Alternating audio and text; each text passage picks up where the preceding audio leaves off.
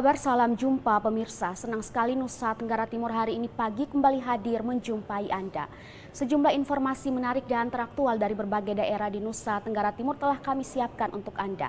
Dan untuk mengawali perjumpaan kita berikut kami tampilkan cuplikan berita utama.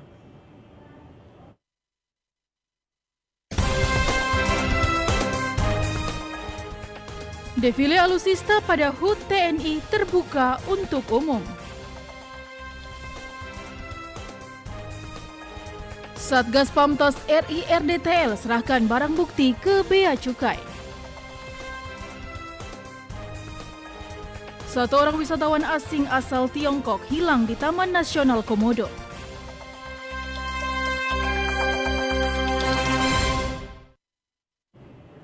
Pemirsa, berita utama tadi akan kami rangkai dengan sejumlah informasi menarik lainnya bersama saya Giti Berkanis. Inilah Nusa Tenggara Timur hari ini pagi selengkapnya untuk Anda.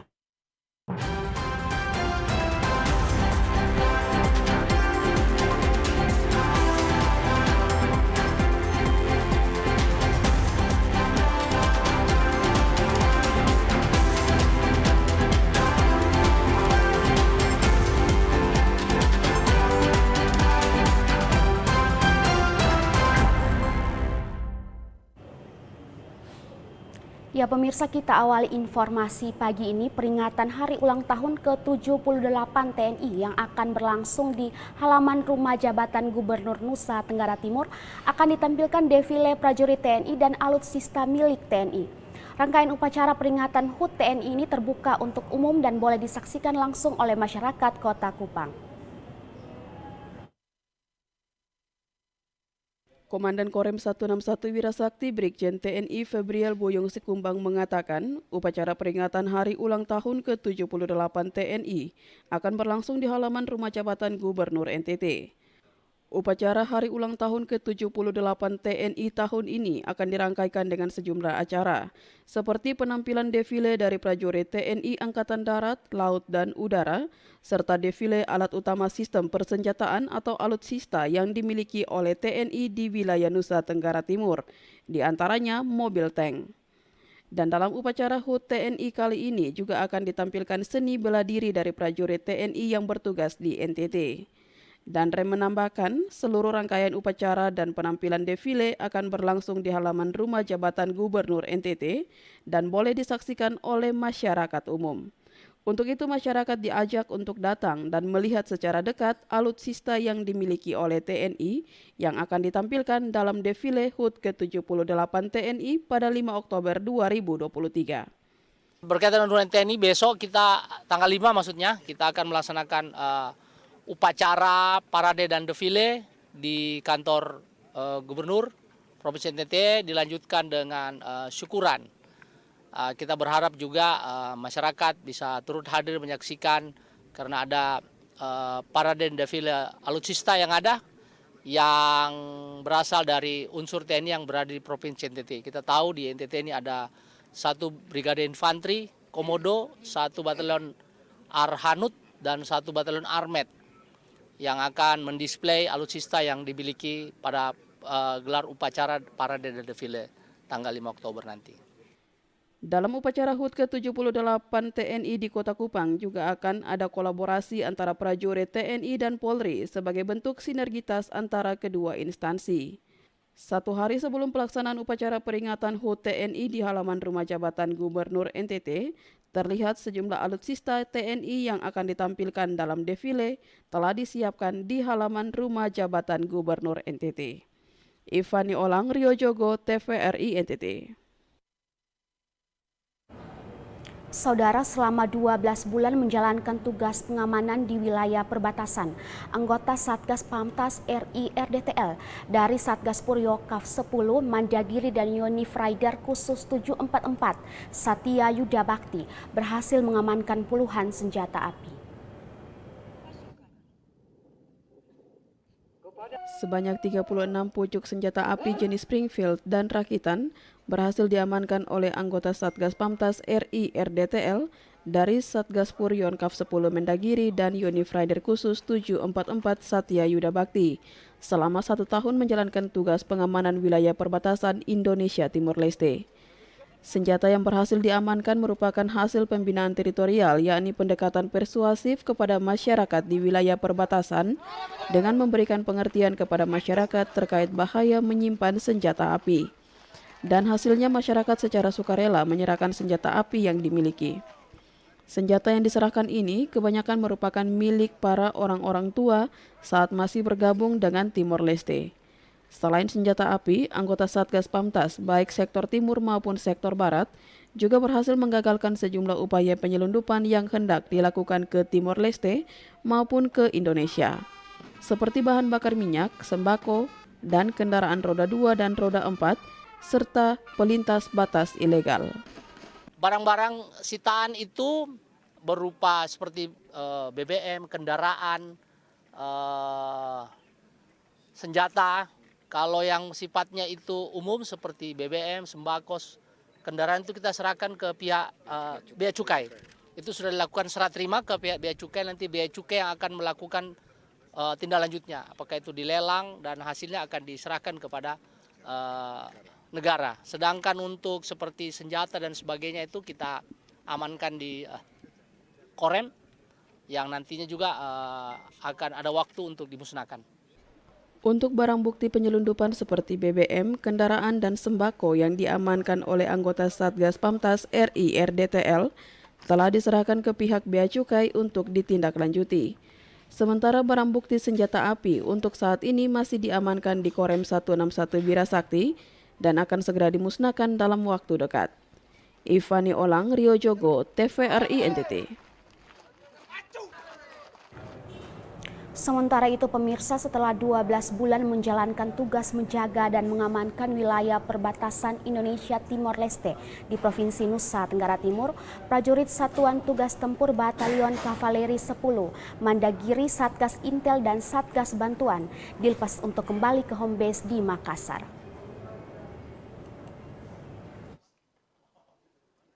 Upacara pelepasan Satgas Pamtas RI RDTL dari Satgas Puryon Kav 10 Mendagiri, Satgas Intel dan Satgas Bantuan berlangsung di Makolan Tamal 7 dan dipimpin langsung oleh Komandan Korem 161 Wirasakti selaku dan Kolak Ops Satgas Pamtas RI RDTL.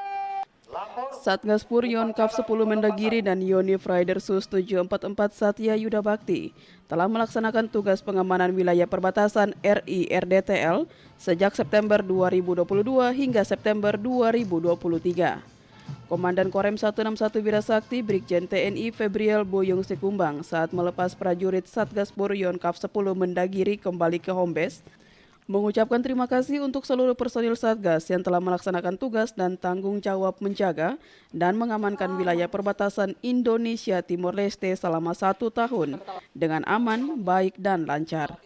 Sejumlah keberhasilan telah dicapai oleh anggota Satgas selama 1 tahun, diantaranya berhasil menggagalkan sejumlah upaya penyelundupan seperti BBM, sembako, dan kendaraan, serta hasil pembinaan teritorial yakni sejumlah senjata api jenis Springfield dan rakitan yang secara sukarela diserahkan oleh masyarakat di wilayah perbatasan. Saya selaku dan Kolaop mengucapkan banyak terima kasih atas Satgas perbatasan ini. Begitu banyak hal yang mereka lakukan dalam menjaga kedaulatan NKRI di wilayah perbatasan dan melakukan banyak hal mencegah terjadi tindakan-tindakan ilegal seperti pelintas batas ilegal, penyelundupan baik dari Indonesia ke RDTL maupun sebaliknya. Itu berupa sembako, BBM, kendaraan, dan sebagainya. Di samping itu juga tugas utama mereka melakukan kegiatan teritorial. Kegiatan teritorial ini dalam rangka memberikan rasa kebanggaan kepada masyarakat di perbatasan, sehingga menimbulkan rasa kecintaan. Dan Rem berpesan kepada seluruh prajurit Satgas dari Satgas Puryon Kav 10 Mendagiri agar jangan terlalu larut dengan kebahagiaan keberhasilan melaksanakan penugasan, tetapi segera menyesuaikan diri setelah kembali ke home base karena akhir dari satu tugas adalah awal dari tugas yang baru. Usai pelaksanaan upacara pelepasan dilakukan penyerahan cenderamata dari Korem 161 Wirasakti dan dari pemerintah daerah Provinsi NTT kepada Komandan Satgas Puryon Kav 10 Mendagiri. Ivani Olang, Rio Jogo, TVRI NTT. Pemirsa, Satgas Pamtas RI RDTL menyerahkan sejumlah barang bukti penyelundupan yang berhasil digagalkan kepada Bea Cukai Atambua. Dan untuk informasi selengkapnya kami telah terhubung dengan kontributor TVRI Andri Witak, melaporkan langsung dari Kabupaten Belu. Selamat pagi Andri, silakan dengan laporan Anda. Selamat pagi Getty dan pemirsa TVRI Nusa Tenggara Timur dimanapun Anda berada. Dapat saya laporkan, setelah menjalankan masa penugasan di wilayah perbatasan Indonesia Timor Leste selama 12 bulan, Satgas Pamtas Yoni Freder Khusus 744 Satya Yuda Bakti menyerahkan sejumlah barang bukti hasil penggagalan penyelundupan ke wilayah Indonesia Timor Leste.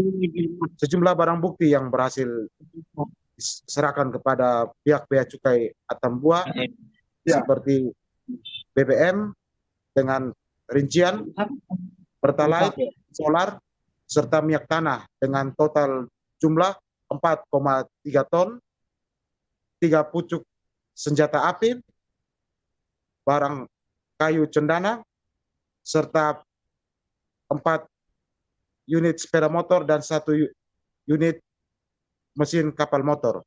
Penyerahan barang bukti ini dilakukan dan diserahkan langsung oleh Komandan Satgas Pamtas Sektor Timur, Letkol Infanteri Yudi Yahya kepada pihak Bea Cukai melalui seksi penindakan. Untuk 3 jenis senjata organik ini terdiri dari satu jenis FN, sebuah Moser, dan 1 senjata dari 1 senjata revolver.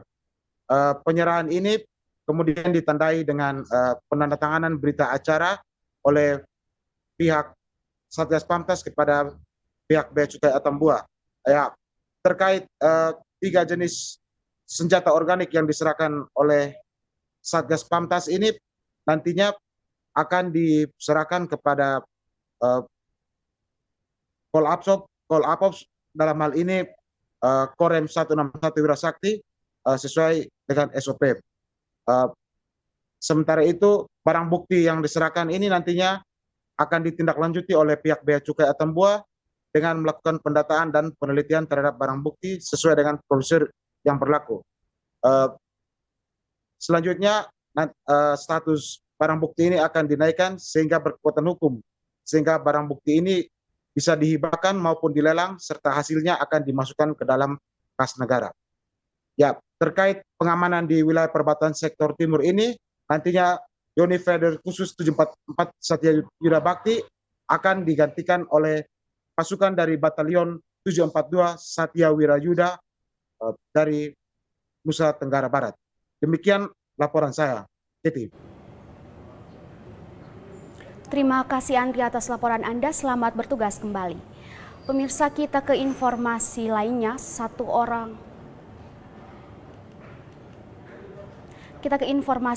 pemirsa, 1 orang wisatawan asing perempuan asal Tiongkok hilang di Long Ping Beach, Taman Nasional Komodo saat berwisata pada Selasa 3 Oktober 2023.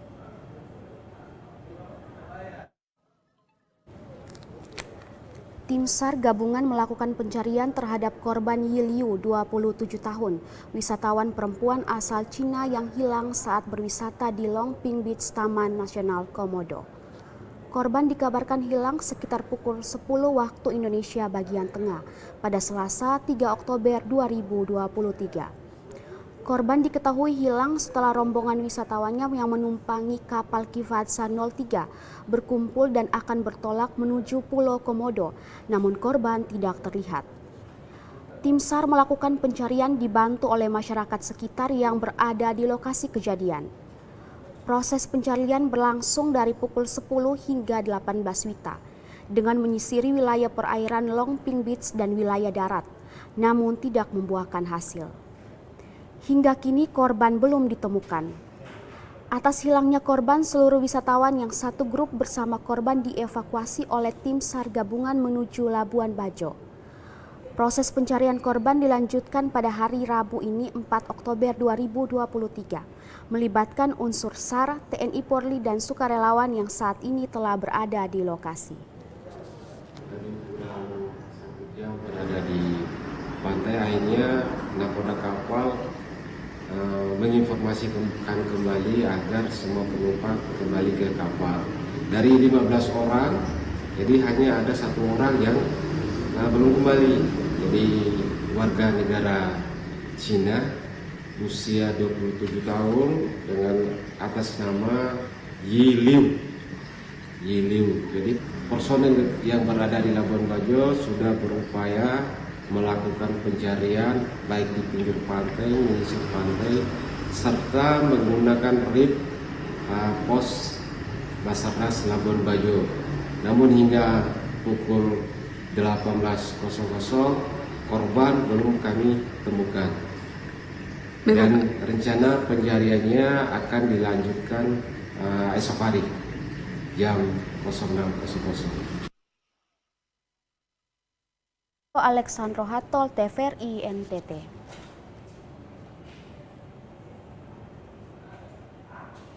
Pemirsa, Yi Liu, 27 tahun, wisatawan asal Cina yang hilang di Longping Beach, Taman Nasional Komodo, Labuan Bajo, Kabupaten Manggarai Barat, dikabarkan tidak bisa berenang. Sebelumnya sempat nyaris tenggelam saat melakukan snorkeling di Pulau Manjarite. Proses pencarian Yi Liu, wisatawan asal Cina yang hilang sejak Selasa 3 Oktober 2023, memasuki hari kedua di Longping Beach, Taman Nasional Komodo, Labuan Bajo. Korban diduga hilang antara wilayah laut dan darat wilayah Longping Beach karena korban melakukan aktivitas di 2 lokasi tersebut. Andrianus Wijaya, pemandu wisata yang mendampingi korban, mengatakan korban sempat nyaris tenggelam saat snorkeling di spot wisata Manjarite di hari pertama melakukan perjalanan wisata. Andrianus Wijaya menjelaskan saat itu dirinya memberikan life jacket kepada 3 orang wisatawan. Salah satunya adalah korban karena Andrianus mengetahui ketiga orang tamunya tidak bisa berenang. Namun korban menolak untuk memakainya. Kapal sudah berhenti dan sudah turun jangkar, saya briefing semua tamu, termasuk si korban. Dan si korban saya sudah melarang untuk berenang, dan dia jawab iya. Nah, itu si kru ini dia balik lagi ke kapal untuk ambil tamu yang lain.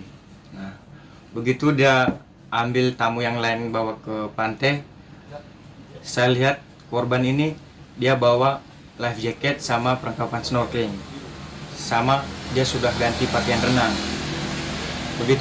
Begitu sampai di pantai dia turun, saya kasih tahu lagi untuk melarang dia berenang. Tetap dia bilang iya. Terus di situ juga saya sudah kasih tahu, kamu duduk di sini aja, santai-santai di sini, foto-foto, tidak usah berenang. Tetap dia bilang iya. Hal yang sama juga diungkapkan Andrianus saat berada di Longping Beach. Korban dilarang oleh Andrianus untuk berenang, namun korban tetap memakai peralatan renang. Melihat itu, Andrianus memberikan life jacket kepada korban, namun korban tetap tidak mengindahkan arahan dari Andrianus selaku pemandu wisata. Ada 3 tamu ini yang tidak terlalu mahir berenang. Terus saya kasih life jacket, tetapi di antara 3 tamu orang ini satunya cewek. Si korban ini saya tanya sebelum mau turun dari kapal mau berenang, dia bilang saya bisa berenang tetapi sedikit. Akhirnya dari situ saya ambil life jacket kasih ke dia, tetapi dia tolak. Dia bilang tidak apa-apa, saya bisa. Dari situ dia turun dari tangga mau berenang, tetap saya dari belakang tetap dia diperhati si korban ini. Nah, begitu dia turun loncat, saya lihat dia punya gerak-gerik itu tidak bisa berenang gitu. Akhirnya begitu dia sampai di air, dia hampir mau tenggelam. Akhirnya saya loncat turun, bantu tarik lagi ke kapal. Hingga saat ini tim SAR gabungan masih berada di lokasi untuk melakukan pencarian korban sejak pagi pukul 7 waktu Indonesia bagian tengah. Dari Labuan Bajo, Alexandro Hatol, TVRI NTT.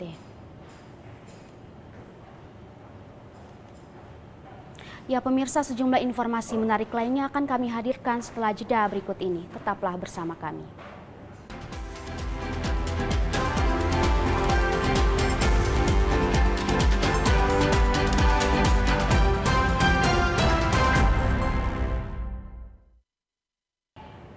Pemirsa, terima kasih Anda masih bersama kami. Kita ke informasi berikutnya. Saudara, akibat cuaca panas yang berkepanjangan, belasan hektar hutan dan lahan garapan warga di Gunung Ipiroa terbakar.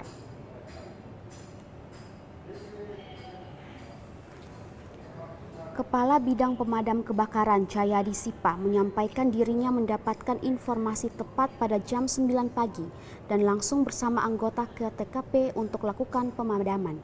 Namun karena kondisi bebatuan yang curam dan tidak ada akses untuk mobil pemadam api susah dikendalikan, sehingga kurang lebih belasan hektar hutan di Gunung Ipiroa serta lahan garapan warga ludes terbakar. Ia juga menyampaikan api berhasil dipadamkan tepat pada pukul 11 berkat bantuan masyarakat. Badan Penanggulangan Bencana Daerah, Babinsa Koramil Wolowona, anggota Babim Kantimpas Polres ND, dan anggota pemadam kebakaran. Ia juga menyampaikan hingga saat ini belum tahu penyebab kebakaran, namun diduga sementara api disebabkan oleh ulah masyarakat membuang api maupun puntung rokok. Ia menghimbau kepada masyarakat untuk tidak membuang sembarangan puntung rokok maupun membakar sampah karena saat ini angin kencang dan cuaca yang sangat panas sehingga bisa terjadi kebakaran. Anggota mendapat laporan dari masyarakat, tepatnya di Mako Satpol PP Satuan Polisi Pamung Praja Kabupaten ND bidang pemadam kebakaran berkenaan dengan kebakaran hutan yang terjadi di wilayah Kelurahan Rewarangga Selatan, Kecamatan ND Timur. Pada waktu itu anggota bergerak cepat menuju ke lokasi yang terdampak kebakaran. Wilayah-wilayah yang terdampak itu meliputi 3 kelurahan, di mana 1 kelurahan di ND Tengah yaitu Paupire, 2 kelurahan yang berada di ND Timur yakni Kelurahan Rewarangga Selatan dan Kelurahan Rewarangga. Sampai saat ini petugas masih bersiap-siap untuk memadamkan api yang sudah mendekati wilayah pemukiman masyarakat di Desa Ipiroa, kilometer 5, Kelurahan Rewarangga Selatan. Dari Kabupaten ND, Obitani, TVRI NTT. Pemirsa, Bendungan Nun Muti 1 dan 2 Dusun Sufa, Desa Fatukanutu, Kecamatan Amabi Oeveto, Kabupaten Kupang jebol ketika dihantam badai Seroja tanggal 3-5 April tahun 2021. Sejak kerusakan bendungan tersebut, petani tidak bisa menanam untuk meningkatkan pendapatan ekonomi keluarga.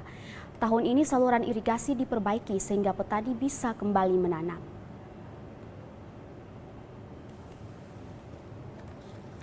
Kades Fatukanutu Ayub Saubesi ketika ditemui TVRI mengatakan tahun ini pemerintah Kabupaten Kupang melalui Dinas PUPR telah menggelontorkan dana bantuan pemerintah pusat melalui dana alokasi khusus sebesar 3 miliar lebih. Dana tersebut, kata Ayub, untuk rehabilitasi saluran irigasi Dusun Sufa agar air yang ada di kali bisa mengalir ke sawah maupun lahan pertanian petani. Untuk lokasi pertanian, Kepala Desa Ayub Saubesi membeberkan ada di Dusun 3 Sufa dengan luas lahan ratusan hektar. Dirinya mengakui belum dikelola secara baik karena sarana pendukung yang masih minim. Ditambah lagi dampak Seroja 2 tahun lalu. Masyarakat berhenti untuk menanam karena saluran irigasi menuju lahan pertanian rusak parah. Berdampak pada gagal tanam dan gagal panen. Dampak lainnya sumber pendapatan di daerah ini menurun. Di tempat terpisah, Johanniston, Ketua Perkumpulan Petani Pemakai Air Dusun Sufa, mengatakan areal persawahan ada 60 hektar dengan jumlah keanggotaan 110 orang. Lahan ini berpotensi untuk tanaman hortikultura yang sangat menjanjikan. Namun sejak Seroja, lahan pertanian petani tidak bisa digarap karena tidak ada pasokan air akibat dari irigasi jebol. Ketika disinggung tentang sumber air, Johanniston mengatakan air di kali tiap tahun tidak pernah kering, namun tidak bisa mengairi lahan pertanian karena saluran irigasi ambruk. Dengan bantuan dari pemerintah, Johanneston merasa senang. Petani akan kembali bertanam seperti tahun sebelumnya untuk mendongkrak pertumbuhan ekonomi. Desa dan dilanjutkan di dinas teknis, dalam hal ini dinas PUPR Kabupaten Kupang, dan jujur bahwa tahun ini 2023 kami sangat bersyukur bahwa masyarakat saya di wilayah 2 dusun ini, dusun 1 dan dusun 3, dapat terlayani Nunmut Bendungan dan saluran got di Nunmuti 1, Nunmuti 2 dan Kejar Usaha, dan di Sufmuti Sawah Sufa itu. Kota Pesawat Sufa sebanyak 110 kakak itu kami menyampaikan terima kasih banyak kepada Kementerian PUPR dengan bantuan bendungan di daerah irigasi Sufa ini. Irigasi Sufa yang rusak direhabilitasi dan tahun ini selesai dikerjakan. Masyarakat Fatu Canutu mengucapkan terima kasih kepada Kementerian PUPR dan Dinas PUPR Kabupaten yang telah peduli dan menjawab pengeluhan mereka. Demikian pula petani sudah siap untuk menyambut musim tanam tahun pertama. Dari Kabupaten Kupang, Max Foni melaporkan.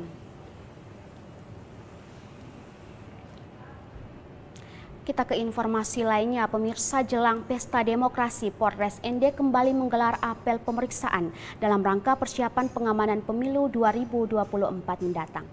Pemirsa, untuk mengetahui bagaimana kesiapan Polres ND dalam mengamankan pemilu 2020 mendatang, saat ini kami telah terhubung dengan kontributor TVRI Obi Tani yang melaporkan langsung dari Kabupaten ND. Obi, silahkan dengan laporan Anda. Baik, Giti dan pemirsa TVRI dimanapun berada, Polres ND kembali menggelar apel pemeriksaan kendaraan dalam rangka pengamanan pemilu 2024. Apel pemeriksaan kendaraan ini untuk mengetahui kerusakan kendaraan, perlengkapan kendaraan, serta kesiapan anggota dalam rangka pengamanan pemilu 2024. Kapolres ND AKBP Joni Murad pada media menyampaikan apel siaga. Apel pemeriksaan kendaraan ini dalam rangka siaga Polri, sehingga dalam pengamanan pemilu nanti tidak ada kendala maupun kendala pengamanan. Demikian laporan saya, kembali ke studio.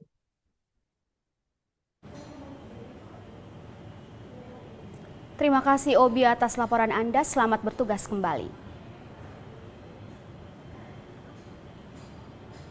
Ya pemirsa, kita ke informasi lainnya. Penerimaan Direktorat Jenderal Bea Cukai Nusa Tenggara Timur menunjukkan kinerja positif yang ditopang oleh sektor bea masuk, khususnya importasi kopi dari Timor Leste sebesar 1.384 ton yang menghasilkan 83,51 bea masuk bulan Agustus 2023. Kepala Kantor Wilayah Direktorat Jenderal Bea Cukai, DJBC Bali, Nusa Tenggara Barat dan Nusa Tenggara Timur, Susila Brata mengatakan, importasi kopi dari Timor Leste pada bulan Agustus 2023 ke Provinsi Nusa Tenggara Timur merupakan importasi dengan nilai tertinggi, yakni sebesar 1.384 ton kopi. Importasi ini tercatat sebagai nilai importasi tertinggi sepanjang tahun 2023. DJBC Nusa Tenggara Timur mencatat importasi kopi dari Timor Leste ini menghasilkan penerimaan 0,61 miliar atau setara dengan 83,51% dari bea masuk periode bulan Agustus 2023. Disampaikan juga top 5 komoditi impor, diantaranya komoditi gula sebesar 15,22 juta US dollar, serealia 14,58 juta US dollar, kendaraan udara 4,95 juta US dollar, minyak mentah dan turunannya 3,58 juta US dollar, dan kopi teh 1,31 juta US dollar. Sementara untuk devisa ekspor bulan Agustus 2023 tercatat 4,75 juta US dollar, tumbuh 27,18% secara year on year. Hal ini didorong meningkatnya ekspor pangan olahan yang tumbuh sebesar 6,92%, furniture yang tumbuh 46,77%, dan semen yang tumbuh sebesar 34,19% dibandingkan periode yang sama tahun sebelumnya. Secara kumulatif devisa ekspor sampai dengan Agustus 2023 tercatat 38,19 juta US dollar. Diinformasikan juga pada 26 Agustus 2023 lalu pelepasan ekspor perdana atas komoditi stiklak atau getah damar dengan tujuan ke India sebanyak kurang lebih 10,02 ton. Ekspor ini dilakukan melalui pelabuhan Tenau Kupang menuju Tanjung Perak, Surabaya. Esther Siubelan, Rio Jogo, TVRI NTT. Pemirsa, harga beras terpantau masih tinggi sejak bulan Agustus hingga hari ini belum ada tanda-tanda akan mengalami penurunan.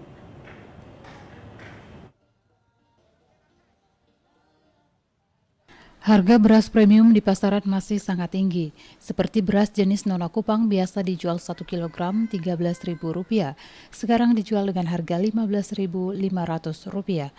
Beras jenis Sulawesi dari Rp12.000 per 1 kg menjadi Rp14.000. Untuk Nona Kupang 20 kg harga normal Rp235.000 naik menjadi Rp310.000. Untuk beras Bulog masih di harga Rp11.500. Tinggi sangat. Kotong Nona Kupang kotong biasa jual 12, sekarang 15,5 paling murah. Itu ada pengeluhan misalnya dari masyarakat? Oh, itu sudah jelas. Itu sudah jelas. Dari bulan 3 bulan nih kayaknya. Apa yang ama harap? Ya kami masyarakat kecil nih mengeluh juga, don't dengar sama kita apa lain. Ya ketemu orang kecil nih korban toh, jadi ikut-ikut sah. Tidak hanya beras yang masih dijual dengan harga yang cukup tinggi, harga gula pasir hingga saat ini masih terus melonjak tinggi. 1 kg gula dijual dengan harga Rp16.000 untuk 1 karung ukuran besar, diambil pedagang dengan harga Rp760.000 dari harga normal Rp600.000. Para pedagang berharap pemerintah dapat mengatasi hal ini. Jika tidak, kemungkinan daya beli masyarakat akan semakin berkurang. Dampak berupa kerugian yang dirasakan pedagang cukup besar. Venido Daniel Nama, TVRI NTT.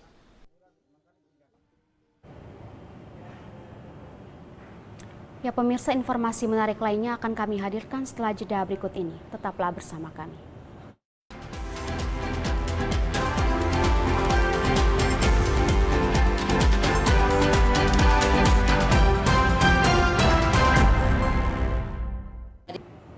Pemirsa, terima kasih Anda masih bersama kami. Kita ke informasi berikutnya dari Kabupaten Flores Timur. Pemirsa, pemerintah daerah Flores Timur melalui Dinas Sosial mulai menyalurkan bantuan beras, program stabilisasi pasokan dan harga pangan atau SPHP.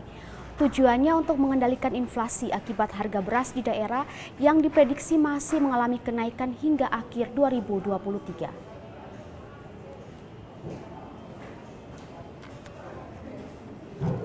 Kepala Dinas Sosial Flores Timur, Ben Herin kepada TVRI menjelaskan, akibat lonjakan harga beras dan sejumlah bahan pokok lainnya yang tengah dialami masyarakat di daerah ini, pemerintah berkoordinasi secara berjenjang untuk mendapatkan dukungan serta bantuan yang dapat diberikan kepada masyarakat. Salah satunya melalui kegiatan bantuan beras dari Dinas Sosial Provinsi Nusa Tenggara Timur. Penyaluran bantuan beras kepada masyarakat di Kabupaten Flores Timur saat ini tengah berlangsung, khususnya di 5 wilayah kecamatan Sudaratan Larantuka. Sementara untuk wilayah Solor dan masyarakat Adonara akan diatur waktu dan penjadwalannya. Berkenaan dengan penanganan soal-soalan terkait dengan dampak dari inflasi ini, khususnya di Dinas Sosial, itu dari pemerintah provinsi, dalam hal ini Dinas Sosial Provinsi telah menyalurkan beras bantuan sebanyak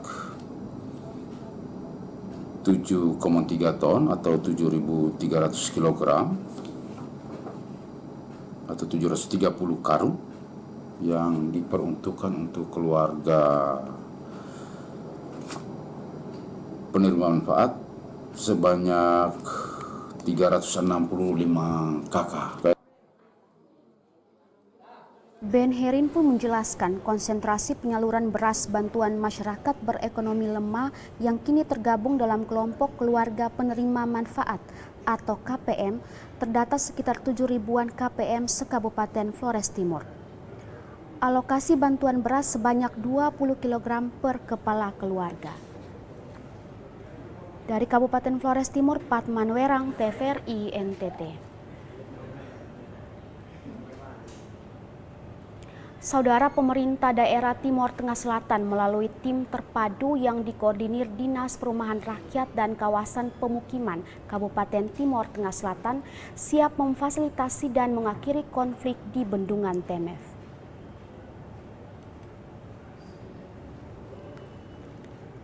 Kepada TVRI, Otniel Talo Tahun, Kepala Dinas Perumahan Rakyat dan Kawasan Pemukiman Kabupaten Timor Tengah Selatan, menjelaskan bahwa terhadap sengketa lahan Bendungan Temef yang dipolemikan masyarakat sebanyak 245 bidang tanah.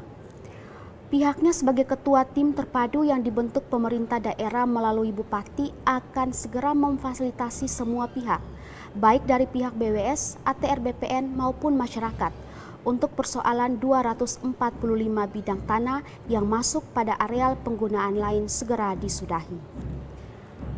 Uji coba pengisian air pada Bendungan Temef akan segera dilakukan pada bulan Oktober 2023, yakni minggu ini. Karena peresmian Bendungan Temef direncanakan akan dilakukan oleh Presiden Republik Indonesia pada tanggal 20 Desember 2023 mendatang. Pihaknya mengharapkan semua pihak, terlebih khusus kepada masyarakat, untuk bersabar dan membantu pemerintah dalam menjaga keamanan dan ketertiban di lokasi Bendungan Temef.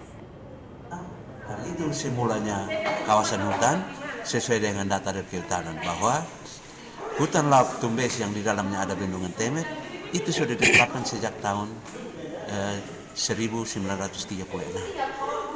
Sehingga pada tahun 2016 itu pemerintah daerah mengusulkan untuk sebagian dipakai untuk pembangunan dialihkan fungsi.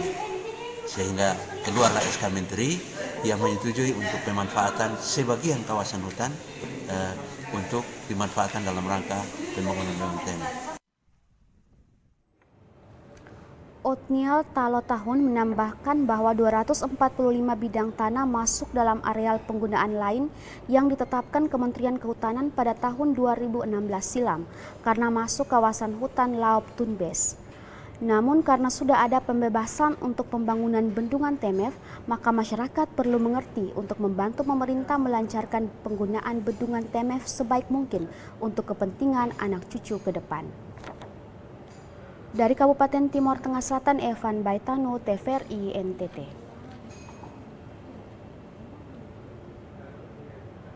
Saudara, pembahasan dan penetapan APBD perubahan tahun anggaran 2023 antara pemerintah daerah Kabupaten Timor Tengah Selatan mengalami deadlock. Penandatanganan nota kesepahaman bersama gagal dilakukan pada tanggal 20 September 2023 lalu.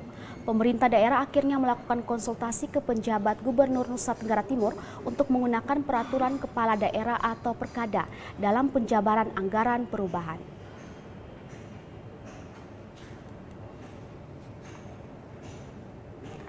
Kepada TVRI, Seperius Edison Sipa, Sekretaris Daerah Timor Tengah Selatan, menjelaskan bahwa pembahasan dan penandatanganan nota kesepahaman antara pemerintah daerah Timor Tengah Selatan dan DPRD Timor Tengah Selatan gagal dilaksanakan atau terjadi deadlock pada paripurna pembahasan dan penetapan APBD perubahan pada tanggal 30 September 2023 lalu. Hal ini karena banyak kegiatan yang menjadi tanggung jawab pemerintah dalam penjabaran penggunaan anggaran, seperti insentif para tenaga honor dan kontrak, serta sejumlah tunjangan pegawai dan tunjangan dokter yang tidak diakomodir atau tidak disetujui DPRD Timor Tengah Selatan. Bupati selaku kepala daerah menyatakan tidak bersedia hadir untuk menandatangani nota kesepahaman bersama penetapan APBD perubahan anggaran tahun 2023. Kendati demikian, agar semua pegawai dan tenaga kontrak tidak melakukan aksi mogok kerja termasuk dengan hak pihak ketiga, maka pemerintah daerah terpaksa bersurat dan sekaligus melakukan konsultasi kepada penjabat Gubernur Nusa Tenggara Timur untuk mengatasi berbagai persoalan hak masyarakat pada APBD perubahan menggunakan peraturan kepala daerah atau Perkada. Perubahan APBD tahun 2023 untuk Kabupaten Timur Tengah Selatan sampai dengan tanggal 30 September tidak dapat mendapat persetujuan bersama antara pemerintah dengan DPRD. Dan karena itu pada hari ini tanggal 2 Oktober pemerintah daerah sudah menyampaikan secara tertulis kepada penjabat gubernur untuk mendapat petunjuk. Evan Baitano, TVRI NTT.